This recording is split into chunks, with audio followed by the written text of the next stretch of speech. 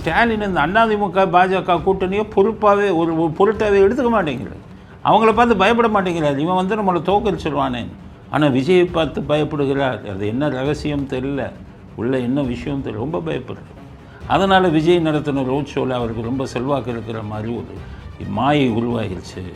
அதை உடைக்கணும் அப்படின்ட்டு மறுபடியும் நமக்கு ஒரு ரோட் ஷோவை எண்ணார். நீங்கள் எடுத்த ஆதாரங்கள் அத்தனையும் சுப்ரீம் கோர்ட்டு கையில் கொடுத்து ஒழுங்காக தடையை நீக்குன்னு கேளுங்க. அவன் நீக்காமல் இருக்கானான்னு பார்ப்போம். அதுக்கப்புறம் பார்லிமெண்ட் இருக்குல்ல, இவ்வளோ வெளிய ஊழலையும் அங்கீகரிக்கிறார்களா? ஆனால் நீங்கள் ஒன்றுமே செய்ய மாட்டேங்கிறீங்களே. அதனால் அப்படியே டாஸ்மாக் வழக்கம் முடங்கி போகுமோ அப்படிங்கிற சந்தேகம் எங்களுக்கு வந்து விட்டது. வேண்டாத ஆள் வந்தால் பொழுதுபோக்கு வழியை கூட்டுவார்கள் திராவிட மாடல், வேண்டிய ஆள் வந்தால் பொழுதுபோக்கு வழியை குறைப்பார்கள். அதனால் இப்போ தக் லைஃப் கமல்ஹாசன் படம் வர்றதுனாலையும் ரெஜெண்ட்டுக்கு வருமானத்தை கொஞ்சம் அதிகம், அதாவது அரசாங்கத்தை குடிச்சவராக்கிடணும்.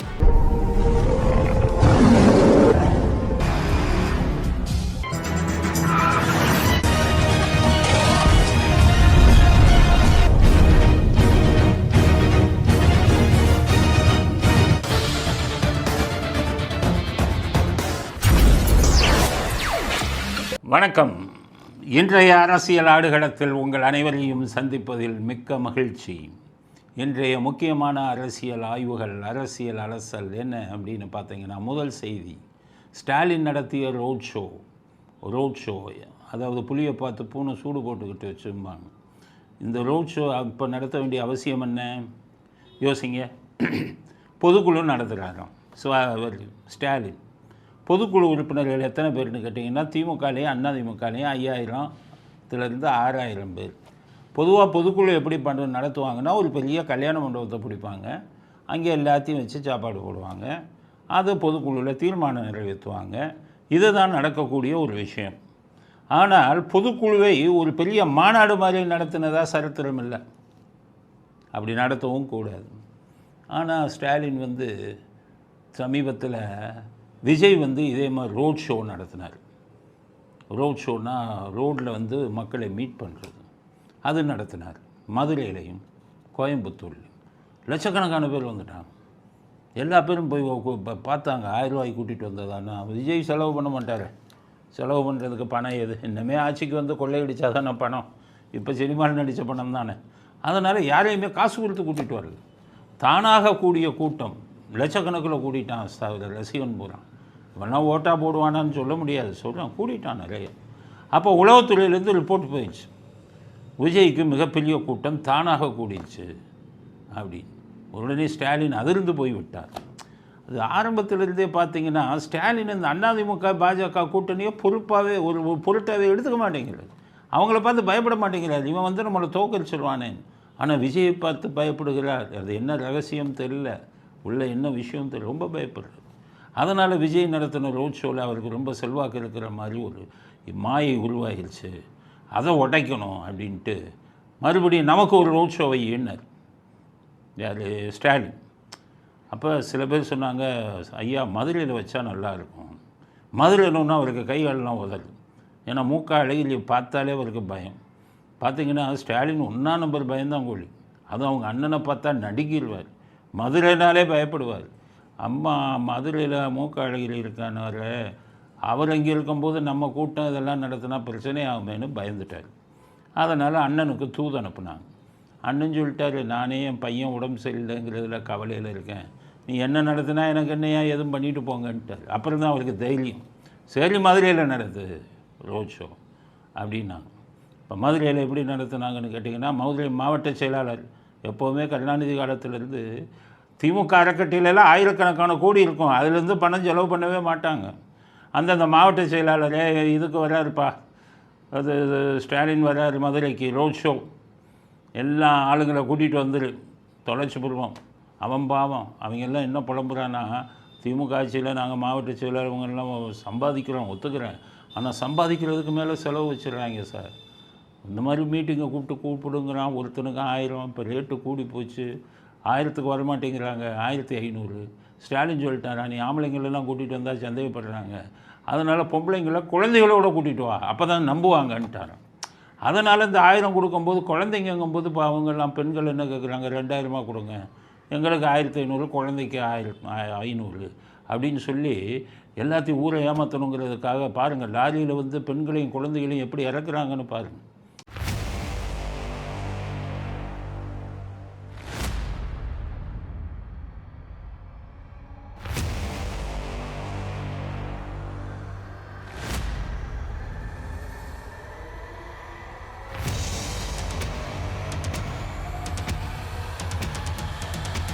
இறக்கிட்டாங்க.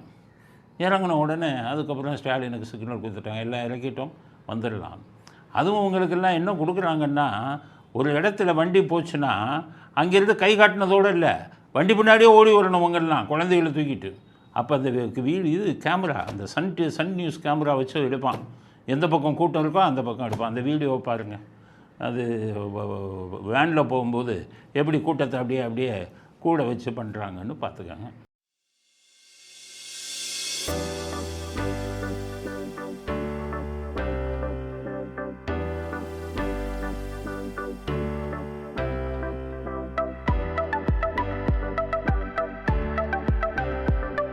அதே மாதிரி வண்டி விட்டு இறங்குறார், இறங்கி எல்லாருக்கும் பெண்கள் உங்களுக்கெல்லாம் கை கொடுக்குறாரு, குழந்தைகள் எல்லாம் இயற்கையாக அமைஞ்சு போச்சு.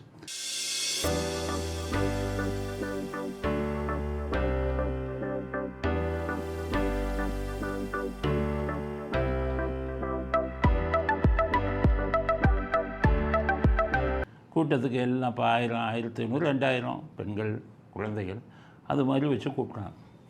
கூட்டிகிட்டு அங்கே பார்த்தீங்கன்னா போகிற வழியிலெல்லாம் அந்த சாக்கடை காவா இருக்குது, அதெல்லாம் துணி வச்சு அடைக்கிறான் கார்பரேஷன்காரன். அவனுக்கு உத்தரவு, ஏன்னா அவங்க ஆட்சியில் சாக்கடை குழாயெல்லாம் இப்படி திறந்து கிடக்குன்னு சொல்லுவாங்கன்ட்டு அதெல்லாம் போட்டு அடைச்சிட்டாங்க.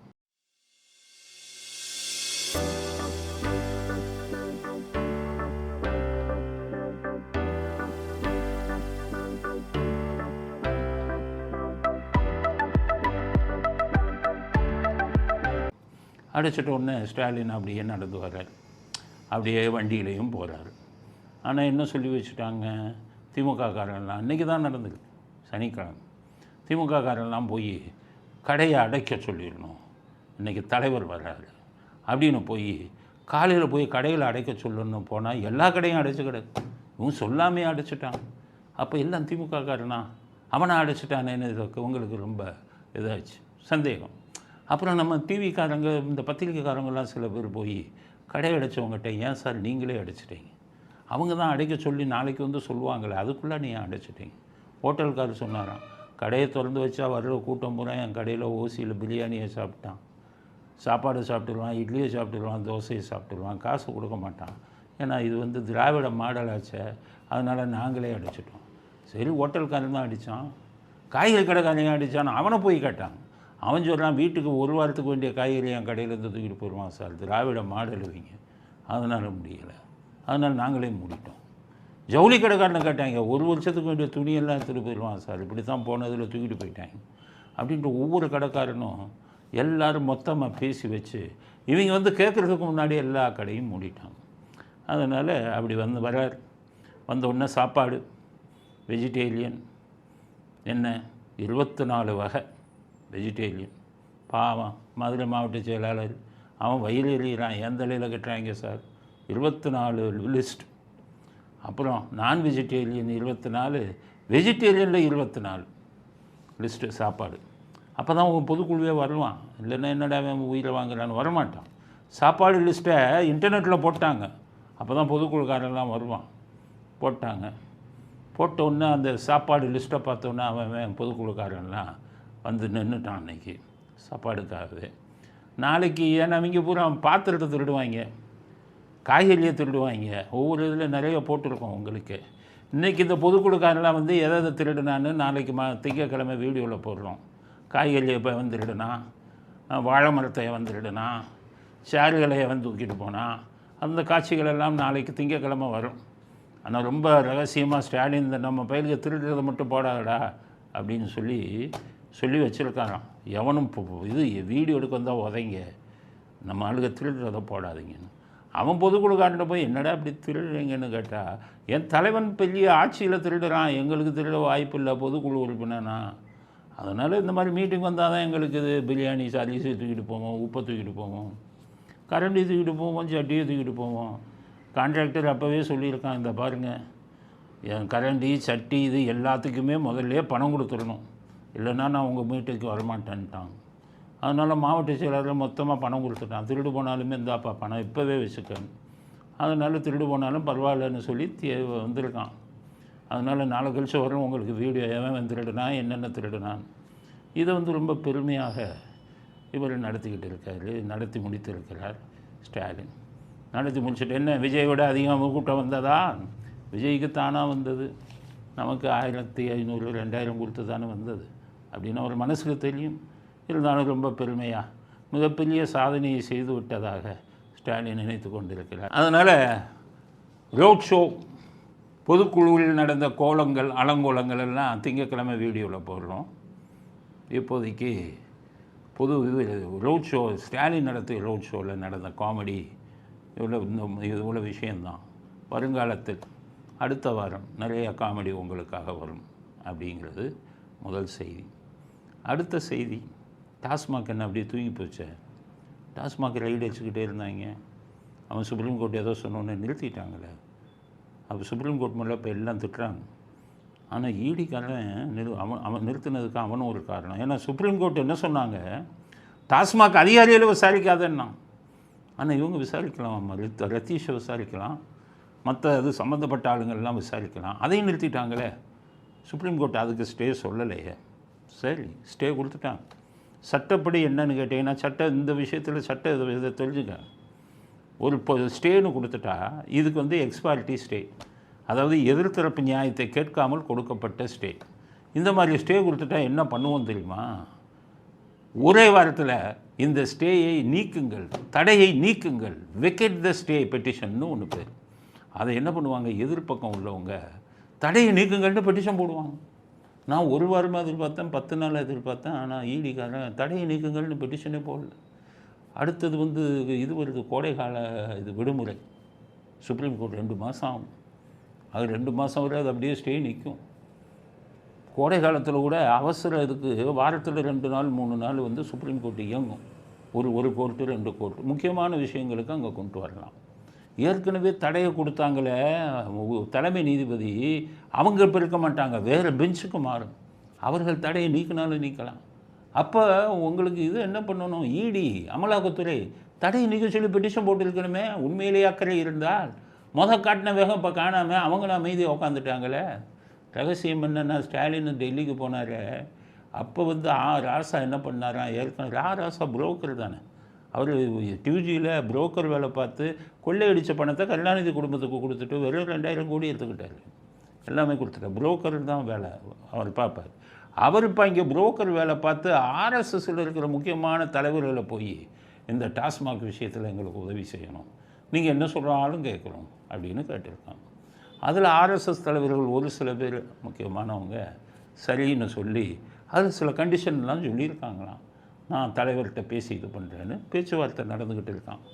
இதுக்கு இடையில் நிதிஷ்குமார் கொஞ்சம் சரியாக ஒத்துழைப்பு கொடுக்கலையா மோடி அரசாங்கத்துக்கு. அவரை நம்பவும் முடியலைன்னு மோடி அரசாங்கம் நினைக்கிறாங்களாம். அதனால் இந்த 12 திடீர்னு காலவாரிட்ட ஆட்சிக்கு வந்துடக்கூடாது, அதனால் இந்த 23 இங்கே இருக்க, அதனால் இவங்க ஏதாச்சும் கண்டிஷன் போட்டாங்கன்னா பேசிக்குவோம். பிஜேபி ஒரே கண்டிஷன், நிதிஷ்குமார் காலவாரிட்டாருன்னா எங்கள் 23 நீங்கள் ஆதரவு கொடுக்கணும். அது ஸ்டாலின் சொல்லிட்டார். அதில் நாங்கள் ஆதரவு கொடுத்துருவோம். நிலையான ஆட்சி வேண்டும். போர் இப்போ தான் சமீபத்தில் நடந்து முடிந்திருக்கிறது. பாஜகவுக்கு நாங்கள் ஆதரவு கொடுக்கிறது என்று முடிவு செய்கிறோம்னு கடைசி நேரத்தில் ஆட்சியை கவுத்தாமல் பார்த்துக்குறோம். நீங்கள் ஈடி விஷயத்தில் மட்டும், குறிப்பாக டாஸ்மாக் விஷயத்தில் மட்டும் கொஞ்சம் கண்டுக்காமல் இருங்க. இன்னும் 49,500 கோடி எலெக்ஷன் வருது, அதுக்கு முன்னாடி ஒரு 49,500 கோடி கொள்ளையடிச்சுக்கிறோம், நீங்கள் அமைதியாக இருந்தால் போதும் அப்படின்னு பேசி முடிச்சுட்டு தான் செய்தி வந்திருக்கு. ஏன்னு கேட்டிங்கன்னா, செந்தில் பாலாஜிக்கு பெயிலு ரத்து செய்யணும்னு போட்டது ஒரு தனி மனிதர். ஆனால் ஈடி கடைசி வரை போடல, முடிகிற டைமில் தான் போட்டாங்க. முதலையே ஈடி தானே போட்டுருக்கணும், செந்தில் பாலாஜி ஜாமீனை ரத்து பண்ணணும். நான் கூட இந்த 10 நாளாக வெக்கெட் லிஸ்ட்டு போடுறாங்களான்னு காத்திருந்து பார்த்தா ஈடி கண்டுக்கவே இல்லை, தடையை நீக்க சொல்லி போடல. அதனால் ஈடிக்கும் சொல்கிறேன், பாஜக ஆட்சியாளர்களுக்கும் சொல்கிறேன், உண்மையிலேயே திமுக செய்யும் ஊழலை கண்டுபிடித்து அவர்களுக்கு தண்டனை வாங்கி கொடுக்க வேண்டும் என்ற மனசாட்சி உங்களுக்கு இருந்தால் பாஜக ஆட்சியாளர்களுக்கு உடனே அந்த ஸ்டேயை வெக்கேட் பண்ண சொல்லி பெட்டிஷன் போட்டு நீங்கள் எடுத்த ஆதாரங்கள் அத்தனையும் சுப்ரீம் கோர்ட்டு கையில் கொடுத்து ஒழுங்காக தடையை நீக்குன்னு கேளுங்க. அவன் நீக்காமல் இருக்கானான்னு பார்ப்போம். அதுக்கப்புறம் பார்லிமெண்ட் இருக்குல்ல, இவ்வளோ வெளிய ஊழலையும் அங்கீகரிக்கிறார்களா? ஆனால் நீங்கள் ஒன்றுமே செய்ய மாட்டேங்கிறீங்களே. அதனால் அப்படியே டாஸ்மாக் வழக்கம் முடங்கி போகுமோ அப்படிங்கிற சந்தேகம் எங்களுக்கு வந்துவிட்டது. நீங்கள் உடனடியாக ஈடி நடவடிக்கை எடுக்கவில்லை என்றால் இந்திய மக்கள், உங்கள் தமிழ்நாட்டு மக்கள் உங்களை மன்னிக்க மாட்டார்கள் அப்படிங்கிறது அடுத்த கட்ட செய்தி. அடுத்து சினிமாவுக்கு கேளிக்கை வரி ரத்து பண்ணியிருக்காரு ஸ்டாலின். சினிமாவுக்கு 8% கேளிக்கை வரி. இப்போ பார்த்தீங்கன்னா உங்களுக்கு 200 ரூபா டிக்கெட்டுன்னு வைங்க, 250 ரூபா. 250 ரூபா டிக்கெட்னா 20 ரூபா அரசாங்கத்துக்கு டேக்ஸ் கட்டணும். அப்போ இவ்வளோ நாளாக தான் பாருங்கள், இன்னைக்கு அறிவு போட்டிருக்காரு ஸ்டாலின், 8% கேளிக்கை வரியை 4% குறைக்கிறோம். ஏன், என்ன காரணம்? கமலஹாசன் படம் தக்கு லைஃப் வருது. கமலஹாசன் இவங்களோட கூட்டணி. கமலஹாசன் இப்போ தான் இப்போ இது எம்பி சீட்டும் வாங்கியிருக்காரு. கமலஹாசன் இவருக்கு ஃபோன் பண்ணாராம், உதயநிதிக்கு, ஏப்பா கர்நாடகாவில் நிறுத்திவிட்டாங்கப்பா என் படத்தை, 12 லட்சம் ரூபா 12 கோடி ரூபா லாஸ் வருதுப்பா, அதனால் நீ என்ன பண்ணுவியோ தெரியாது, இங்கே ஈடு கட்டுற மாதிரி ஒன்று பண்ணு அப்படின்னு சொல்லியிருக்காரு.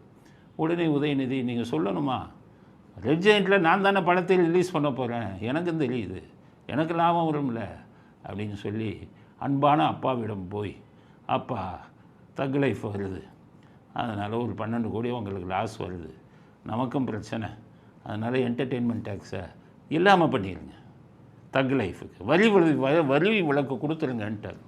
வரி விலக்கு கொடுக்க முடியுமா? அவங்க அப்பா இதே மாதிரி இப்போ பண்ணேன் இதில் அவர் கதை வசனம் எழுதி சில படங்கள் வந்ததுக்கு வரி விலக்கே கொடுத்துட்டார். பொழுதுபோக்கு வரியே இல்லைடான் அவர் வசனம் எழுதுனப்போ ஒரு சில படம். அதே மாதிரி அவங்க அப்பா முதலமைச்சராக இருக்கும்போது உலக சுற்று வாலிபன் வந்தது. உலக சுற்று வாலிபன் வரும்போது கேளிக்கை வரியை கூட்டினார், படம் ஓடக்கூடாது, டிக்கெட்டாக வேலை அதிகமாகும், யாரும் பார்க்க மாட்டாங்கன்னு போட்டார். போஸ்டர்லாம் ஒட்டுவாங்க அந்த காலத்தில். உலக சுற்று வாலிபனுக்கு போஸ்டர் ஒட்டக்கூடாதுன்னு சொல்லி கார்ப்பரேஷன் வரியை போஸ்டருக்கு வரி அதிகமாக்கினார். அதனால் எம்ஜிஆர் போஸ்டரை ஒட்டாதீங்கன்ட்டார், படம் தானாக ஓடட்டும். போஸ்டர் ஒட்டாமல் 250 நாள் ஓடின படம் அந்த படம் தான். அதே மாதிரி பொழுதுபோக்கு வரியை கூட்டி விட்டு டிக்கெட்டு விலை கூடட்டும்னு சொல்லி கூட்டினார். அதனால் இவர் வேண்டாத ஆள் வந்தால் பொழுதுபோக்கு வரியை கூட்டுவார்கள், திராவிட மாடல். வேண்டிய ஆள் வந்தால் பொழுதுபோக்கு வரியை குறைப்பார்கள். அதனால் இப்போ தக் லைஃப் கமலஹாசன் படம் வர்றதுனாலையும் ரெஜெயண்ட்டுக்கு வருமானத்தை கொஞ்சம் அதிகம், அதாவது அரசாங்கத்தை குட்டிச்சவராக்கிடணும். 10 லட்சம் கோடி கடன் வாங்கி வச்சுருப்போம், அரசாங்கத்தை குட்டிச்சவராக்கணும், வரியை பூரா குறைச்சிடுறது. அப்புறம் எப்படி இன்னும் 2 3 லட்சம் கடன் வாங்கணுமே, அரசாங்கம் தான் லாஸில் போகுதே, 10 லட்சம் கோடி கடன். ஆனால் வரியெல்லாம் குறைச்சிக்கிட்டு போயிடுவாங்க இவங்க குடும்பத்து இதாகிறதுக்காக. பார்த்திங்கன்னா அந்த இதெல்லாம் பார்த்திங்கன்னா G2 போடுறதெல்லாம் நமக்கே தெரியாது, நிறைய வரிகளை குறைக்கிறாங்க இவங்க எங்கெங்கே போடுறாங்களோ பிளாட்டை, வீட்டு மனைகளை, அங்கெல்லாம் இவங்களுக்கு ஏற்றபடி ரெஜிஸ்ட்ரேஷன் இதிலெல்லாம் நிறையா கோல்மால் பண்ணிக்கிட்டு இருக்காங்க. ஏன்னா கைட்லைன் வேல்யூ வச்சு தான் டேக்ஸ் கட்டணும். கைட்லைன் வேல்யூ குறைச்சி காமிக்கிறாங்க, எங்கெங்கே G2 கட்டுறாங்களோ அங்கே. இது மாதிரி குடும்பத்துக்காக ஆட்சி நடத்தி கொண்டு இருக்காங்க. கேளிக்கை வரி குறைக்கப்பட்டு விட்டது. எம்ஜிஆருக்குன்னா கேளிக்கை வரி அதிகம், கமலஹாசன் படம் வந்தால் கேளிக்கை வரி கம்மி. காரணம், கமலஹாசனும் உதயநிதியும் 2 பேரும் நெருங்கிய நண்பர்கள்.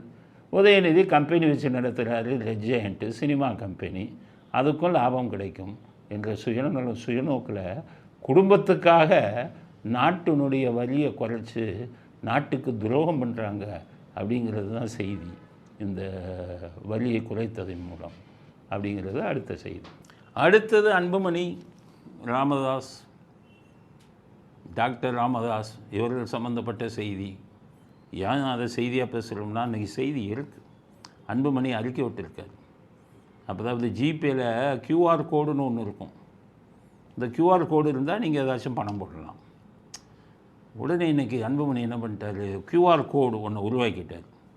உருவாக்கி பாட்டாளி மக்கள் கட்சி உறுப்பினர்களுக்கெல்லாம் என்ன சொல்கிறாருன்னா, 5 ரூபா போடுங்க, ஒவ்வொரு உறுப்பினரும் 5 ரூபா போடுங்க அப்படின்னு அறிக்கை விட்டுருக்காரு.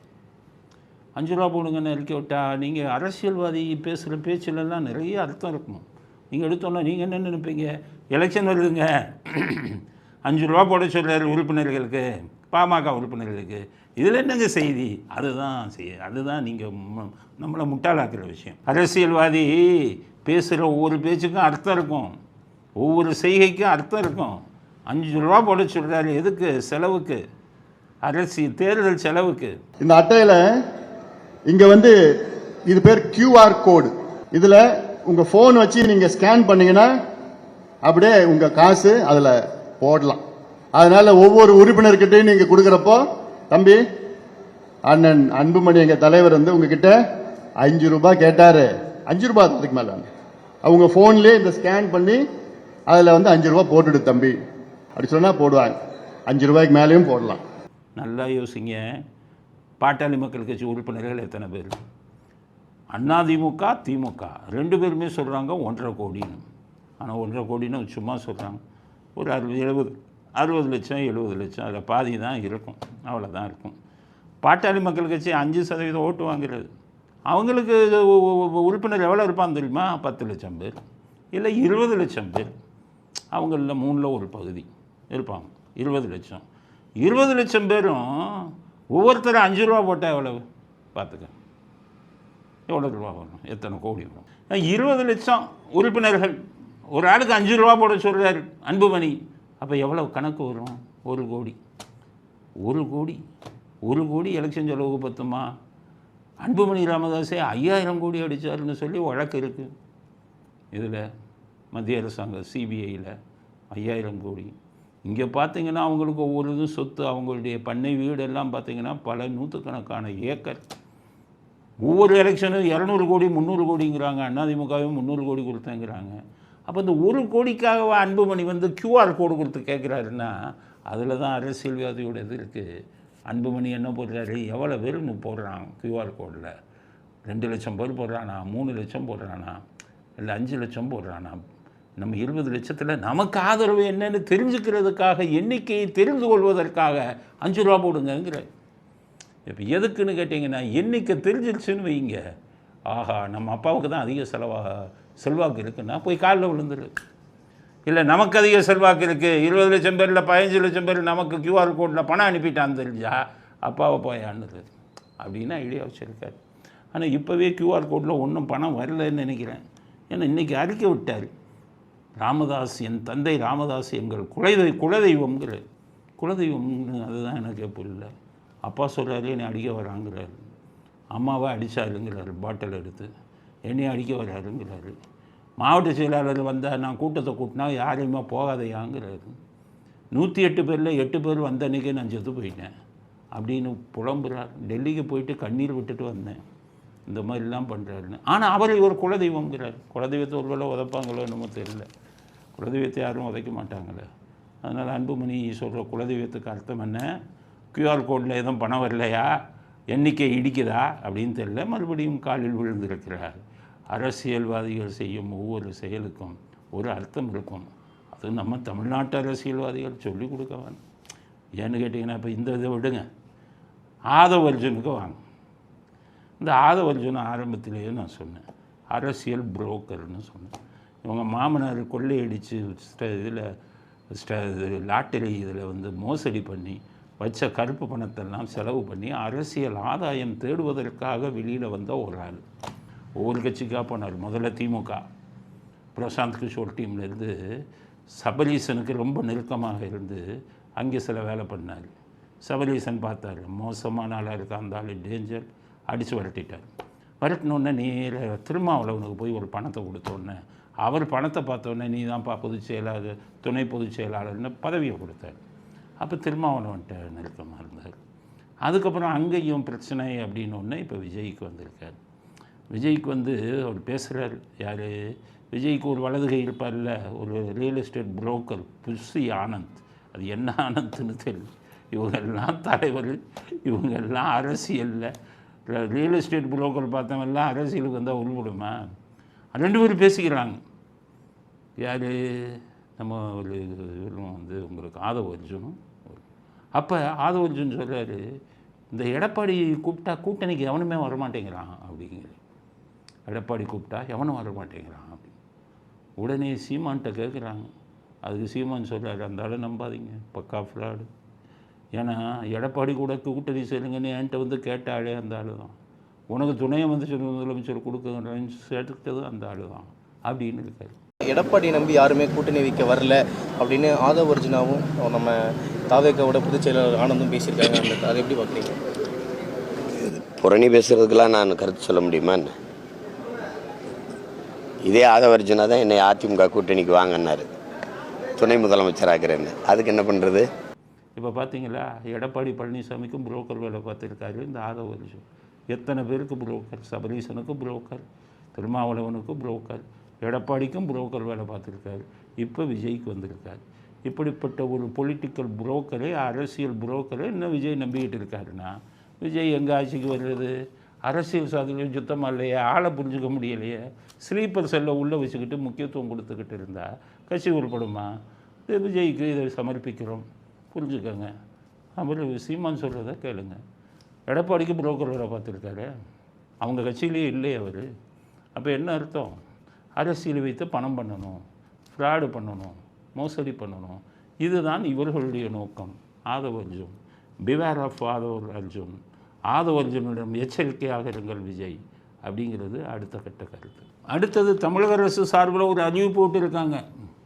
விவசாய உற்பத்தி துறையில் திராவிட மாடல் மிகப்பெரிய புரட்சி செஞ்சுருக்கு அப்படின்னு ஸ்டாலின் சொல்லுவார்னு பார்த்தா தமிழ்நாடுன்னு போட்டிருக்கு.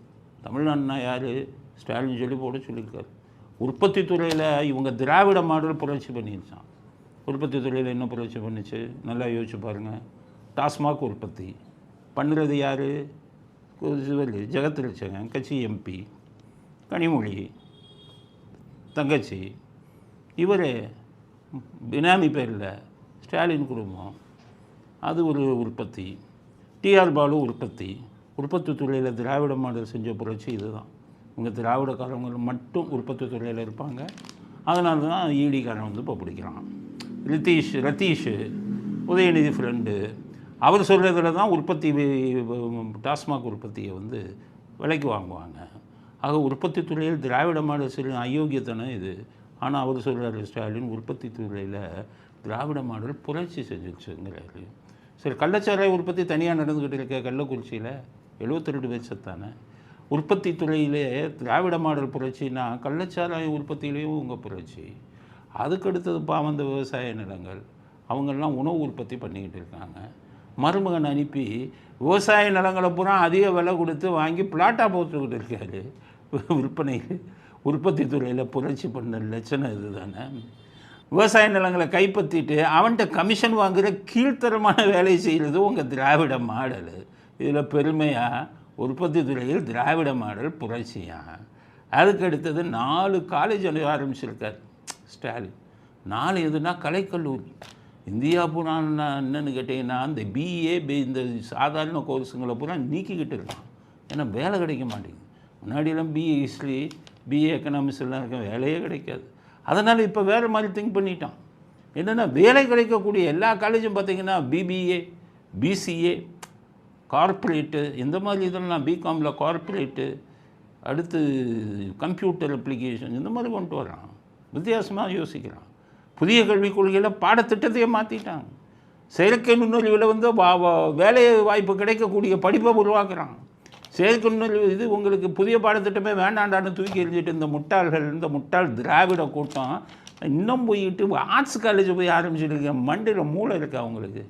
ஆர்ட்ஸ் காலேஜுக்காக வேலை பாவம். எத்தனை பேர் சாதாரண படிப்புகளை ஆர்ட்ஸ்க்கு பிஏ இதெல்லாம் படிச்சுட்டு வேலை இல்லாமல் சுற்றிக்கிட்டு இருக்கான். வேலை கிடைக்காத படிப்பா, தொழில் சம்மந்தப்பட்ட படிப்பு தானே நீங்கள் உருவாக்கணும். ஸ்டாலின் பிஏ படித்தீங்க, உங்கள் அப்பா அரசியல்வாதியாக இல்லைன்னா நேரம் என்ன பண்ணிக்கிட்டு இருப்பீங்க? ஊர் சுற்றிக்கிட்டு இருந்திருப்பீங்க.